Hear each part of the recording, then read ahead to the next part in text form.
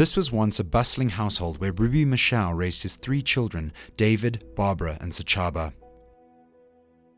But now the house feels empty. The walls hastily repainted to cover up a series of satanic symbols. The kitchen floors wiped clean of blood. Ruby lives alone. Barbara and Sechaba were both killed in 2 separate incidents, 6 years apart.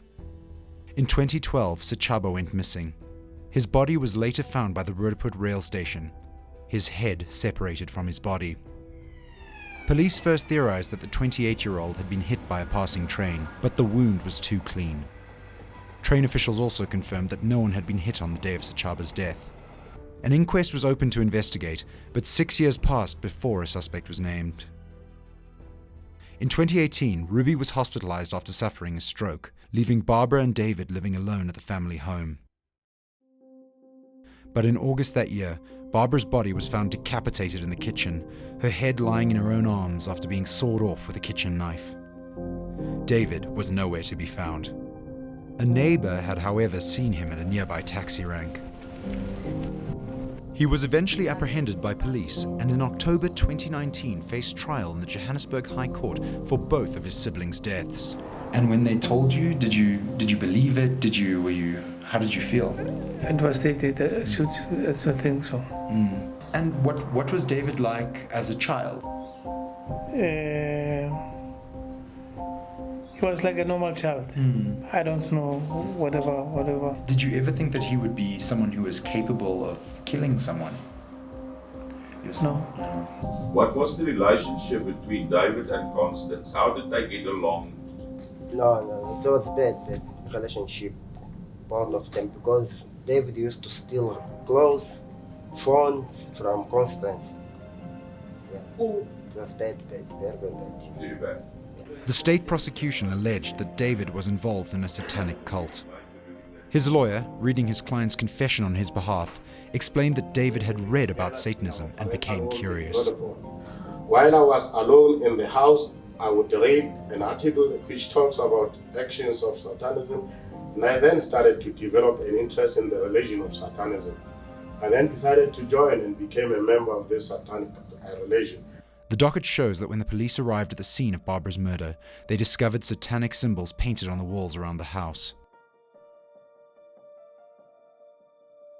Did you ever ask him why he made those drawings on the walls in his room? Of course, I asked him. Yes, and what was his answer? And he said it was 333.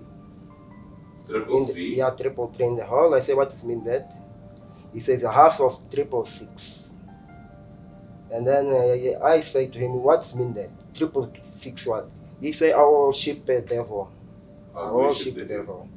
David had approached his siblings to join the Church of Satan, and when they refused, he sacrificed them. I requested my brother to accompany me to the railway station, knowingly that I was going to kill him. On arrival at the railway station, I attacked him and overpowered him. I killed him by stabbing him and cutting off his head with a knife, and I left his body there at the railway station.